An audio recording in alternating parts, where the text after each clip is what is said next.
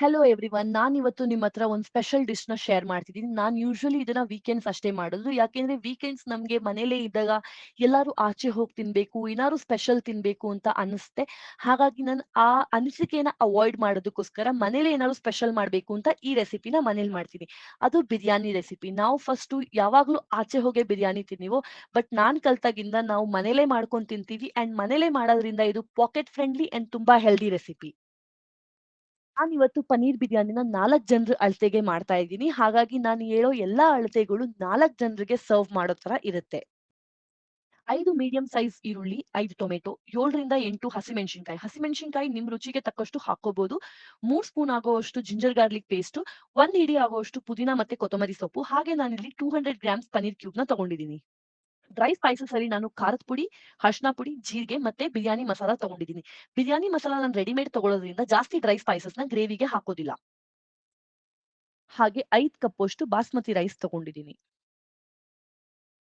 First ನಾನಿಲ್ಲಿ ಬಾಸ್ಮತಿ ರೈಸ್‌ನ ಚೆನ್ನಾಗಿ 3-4 times ತೊಳ್ಕೊಂಡು 30-40 ಮಿನಿಟ್ಸ್ ಸೋಕ್ ಮಾಡಿಡ್ತೀನಿ. ಅದನ್ನ ಸೋಕ್ ಮಾಡಿರೋದ್ರಿಂದ ರೈಸಲ್ಲಿ ಮಾಯಿಶ್ಚರ್ ತುಂಬಾ ಚೆನ್ನಾಗಿ ಲಾಕ್ ಆಗಿರುತ್ತೆ. ಪನ್ನೀರ್‌ನ ಸ್ಮಾಲ್ ಕ್ಯೂಬ್ಸ್ ಅಲ್ಲಿ ಕಟ್ ಮಾಡ್ಕೊಂಡು ಸ್ವಲ್ಪ ಹೊತ್ತು ಅದಕ್ಕೆ ಅರಿಶಿನ, ಉಪ್ಪು ಮತ್ತೆ ಖಾರದ ಪುಡಿ ಹಾಕಿ ಮ್ಯಾರಿನೇಟ್ ಮಾಡಿಡ್ತೀನಿ. ಖಾರದ ಪುಡಿ ಮತ್ತೆ ಉಪ್ಪನ್ನ ನಾವು ಫಸ್ಟೇ ಹಾಕಿ ಒಂದು ಅರ್ಧ ಗಂಟೆ ಬಿಟ್ಟಿಡೋದ್ರಿಂದ ಪನ್ನೀರ್‌ಗೆ ಸಂಪೂರ್ಣವಾಗಿ ಉಪ್ಪು ಹೀರ್ಕೊಳ್ಳುತ್ತೆ. ಇಲ್ಲ ಅಂದ್ರೆ ಪನ್ನೀರ್ ತಿನ್ನೋವಾಗ ನಮ್ಗೆ ಸಪ್ಪೆ ಸಪ್ಪೆ ಫೀಲ್ ಆಗುತ್ತೆ.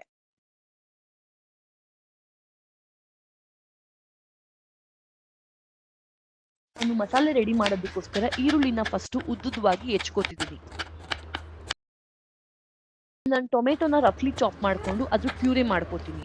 ನಾವು ತುಂಬಾ ಸಣ್ಣದಾಗಿ ಚಾಪ್ ಮಾಡು ಹಾಕ್ಕೋಬಹುದು. ಆದ್ರೆ ಇಲ್ಲಿ ಪನ್ನೀರ್ ಬಿರಿಯಾನಿ ಮಾಡ್ತಿರೋದ್ರಿಂದ ಪನ್ನೀರ್ ಜ್ಯೂಸಿಯಾಗಿ ಬರ್ಬೇಕು ಅಂದ್ರೆ ಟೊಮೆಟೊ ಗ್ರೇವಿನ ಹಾಕಿದ್ರೆ ಅದು ಪನ್ನೀರ್ ಜ್ಯೂಸಿ ಆಗಿರೋದಕ್ಕೆ ತುಂಬಾ ಹೆಲ್ಪ್ ಮಾಡುತ್ತೆ. ನಾನು ಜಿಂಜರ್ ಗಾರ್ಲಿಕ್ ಪೇಸ್ಟ್‌ನ ಮನೇಲಿ ರೆಡಿ ಮಾಡ್ಕೊತಿದ್ದೀನಿ. ಹಾಗಾಗಿ ನಾನು 1 ರಿಂದ 1.5 ಇಂಚಷ್ಟು ಜಿಂಜರು ಮತ್ತೆ 1 ಗೆಡ್ಡೆ ಆಗುವಷ್ಟು ಬೆಳ್ಳುಳ್ಳಿನ ಜೊತೆಲಿ ಹಾಕಿ ಮಿಕ್ಸಿಲಿ ಚೆನ್ನಾಗಿ ರುಬ್ಕೋತೀನಿ. ಹಾಗೆ ಹಸಿಮೆಣಸಿನಕಾಯಿನ ನಾನಿಲ್ಲಿ ಉದ್ದುದ್ದವಾಗಿ ಸ್ಲಿಟ್ ಮಾಡ್ಕೊಂಡು 2 ರಿಂದ 3 ಪೀಸ್ ಮಾಡ್ಕೊಂಡ್ರೆ ಸಾಕು.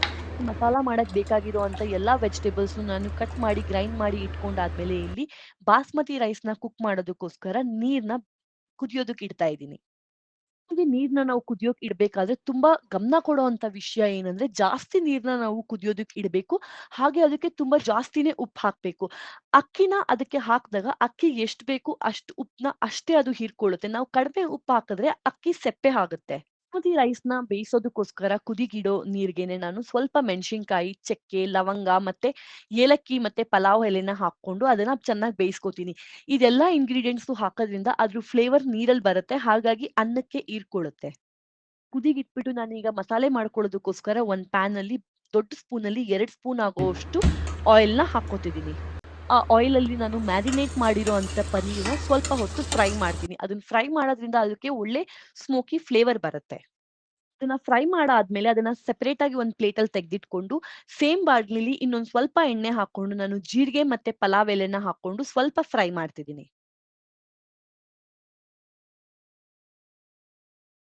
2 ಸ್ಪೂನಷ್ಟು ಜಿಂಜರ್ ಗಾರ್ಲಿಕ್ ಪೇಸ್ಟ್‌ನು ಆಡ್ ಮಾಡ್ಕೋತಿದ್ದೀನಿ.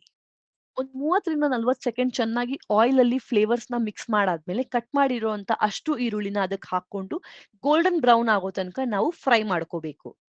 ಈರುಳ್ಳಿನ ಎಣ್ಣೆಲಿ ಚೆನ್ನಾಗಿ ಫ್ರೈ ಮಾಡ್ದಷ್ಟು ಅದ್ರ ಫ್ಲೇವರ್ ತುಂಬಾ ಚೆನ್ನಾಗ್ ಬರುತ್ತೆ. ಈರುಳ್ಳಿ ಸ್ವಲ್ಪ ಕಲರ್ ಚೇಂಜ್ ಆದ್ಮೇಲೆ ನಾವು ಅದಕ್ಕೆ ಹಸಿಮೆಣಸಿನಕಾಯಿನ ಹಾಕೊಂಡು ಚೆನ್ನಾಗಿ ಹುರ್ಕೋಬೇಕು. 1ರಿಂದ 10 ನಿಮಿಷ ಈರುಳ್ಳಿನ ಆಯಿಲಲ್ಲಿ ಚೆನ್ನಾಗಿ ಹುರ್ಕೊಂಡಾದ್ಮೇಲೆ ನಾವು ಇದಕ್ಕೆ ಡ್ರೈ ಸ್ಪೈಸಸ್‌ನ ಆಡ್ ಮಾಡ್ಕೋಬೇಕು. ಇದಕ್ಕೆ 1 ಸ್ಪೂನಷ್ಟು ಖಾರದ ಪುಡಿ, ಅರ್ಧ ಸ್ಪೂನಷ್ಟು ಅರಿಶಿನ ಪುಡಿ, ಮತ್ತೆ 1 ಸ್ಪೂನಷ್ಟು ಬಿರಿಯಾನಿ ಮಸಾಲನ ಹಾಕೊಂಡು ಚೆನ್ನಾಗಿ ಫ್ರೈ ಮಾಡ್ಕೋತೀನಿ. ಮಸಾಲೆ ಎಲ್ಲ ಆನಿಯನ್‌ಗೆ ಚೆನ್ನಾಗಿ ಬೆರ್ತ ಮೇಲೆ ಇದನ್ನ ಹೈ ಫ್ಲೇಮಲ್ಲಿ ಇಟ್ಕೊಂಡು ನಾನು ಅರ್ಧ ಕಪ್ಪಷ್ಟು ಮೊಸರನ್ನ ಆಡ್ ಮಾಡ್ಕೋತಿದ್ದೀನಿ. ಮೊಸರು ಆಡ್ ಮಾಡೋದ್ರಿಂದ ಹಾಕಿರೋ ಮಸಾಲೆಗಳ ಫ್ಲೇವರ್ಸ್ ತುಂಬಾನೇ ಚೆನ್ನಾಗ್ ಬರುತ್ತೆ.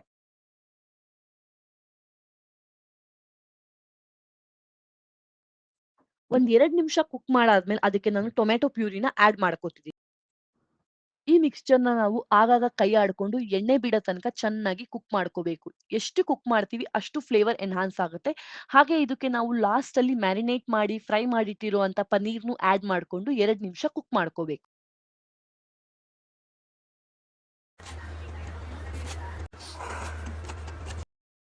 ಹಾಗೆ ಸ್ವಲ್ಪ ಪುದೀನ, ಕೊತ್ತಂಬರಿ ಸೊಪ್ಪನ್ನು ಮಿಕ್ಸ್ ಮಾಡ್ಕೋತಿದ್ದೀನಿ.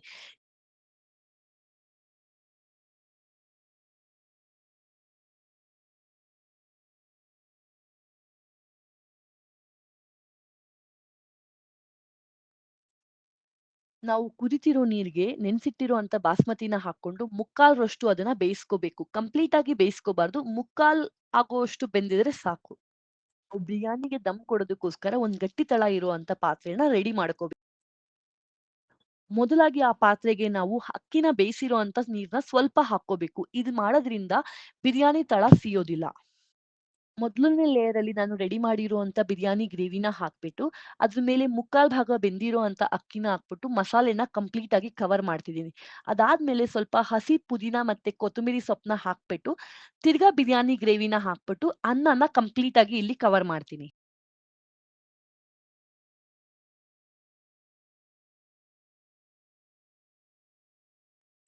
ನೆಕ್ಸ್ಟ್ ಲೇಯರ್ ಅಲ್ಲಿ ನಾನು ತಿರ್ಗಾ ಮುಕ್ಕಾಲ್ ಭಾಗ ಬೆಂದಿರುವಂತ ಅಕ್ಕಿನ ತಗೊಂಡು ಮಸಾಲೆನ ಕಂಪ್ಲೀಟ್ ಆಗಿ ಕವರ್ ಮಾಡ್ಬಿಟ್ಟು, ಹಸಿ ಪುದೀನ ಮತ್ತೆ ಕೊತ್ತಂಬರಿ ಸೊಪ್ಪನ್ನ ಹಾಕ್ಬಿಟ್ಟು, ಸ್ವಲ್ಪ ತುಪ್ಪ ಮತ್ತೆ ನಿಂಬೆ ಹಣ್ಣನ್ನ ಹಿಂಡ್ಬಿಟ್ಟು ಕುಕ್ಕರ್ ಬಾಯಿನ ಮುಚ್ಚಿಬಿಡ್ತಿದ್ದೀನಿ. ಇಲ್ಲಿ ನಾನು ಕುಕ್ಕರ್‌ನ ಪ್ರೆಷರ್ ಕುಕ್ ಮಾಡೋದಿಲ್ಲ. ಸ್ವಲ್ಪ ದಮ್ ಬರೋ ತನಕ ಅದನ್ನ ಬಿಡ್ತೀನಿ. ಅದಾದ್ಮೇಲೆ ಇದನ್ನ ಆಫ್ ಮಾಡ್ಬಿಡ್ತೀನಿ. 1 ನಿಮಿಷ ಇದನ್ನ ಫುಲ್ ಹೈ ಫ್ಲೇಮಲ್ಲಿ ಇಟ್ಬಿಟ್ಟು, ಅದಾದ್ಮೇಲೆ ಕಂಪ್ಲೀಟ್ಲಿ ಲೋ ಫ್ಲೇಮಲ್ಲಿ ನಾವು 5 ಟು 7 ಮಿನಿಟ್ಸ್ ಇದನ್ನ ದಮ್ ಕೊಡ್ಬೇಕು. ವಿಸಿಲ್ ಬರ್ಸೋ ಹಾಗಿಲ್ಲ. ಜಸ್ಟ್ ದಮ್ ಕೊಟ್ರೆ ಸಾಕು. ಕರ್ಡ್ ರೈತಾಗೆ ನಾನೊಂದು ಈರುಳ್ಳಿ ಮತ್ತೆ ಸೌತೆಕಾಯಿನ ಸಣ್ಣದಾಗಿ ಹೆಚ್ಕೋತಿದ್ದೀನಿ. ಕರ್ಡ್‌ಗೆ ಹೆಚ್ಚಿರುವಂತ ಈರುಳ್ಳಿ ಮತ್ತೆ ಸೌತೆಕಾಯಿನ ಮಿಕ್ಸ್ ಮಾಡ್ಕೊಂಡು, ಹಾಗೆ ಸ್ವಲ್ಪ ಪುದೀನ, ಕೊತ್ತಂಬರಿ ಸೊಪ್ಪನ್ನು ಮಿಕ್ಸ್ ಮಾಡ್ಕೋತಿದ್ದೀನಿ. ಇದಕ್ಕೆ ನಾನು ರುಚಿಗೆ ತಕ್ಕಷ್ಟು ಉಪ್ಪು ಮತ್ತೆ ಜೀರಿಗೆ ಪುಡಿನ ಹಾಕೊಂಡ್ರೆ ಸಿಂಪಲ್ ಆಗಿರೋ ರಾಯ್ತ ರೆಡಿ ಆಗುತ್ತೆ. ಬಿರಿಯಾನಿ ಜೊತೆ ಇದು ಬೆಸ್ಟ್ ಕಾಂಬಿನೇಷನ್ ಆಗಿರುತ್ತೆ.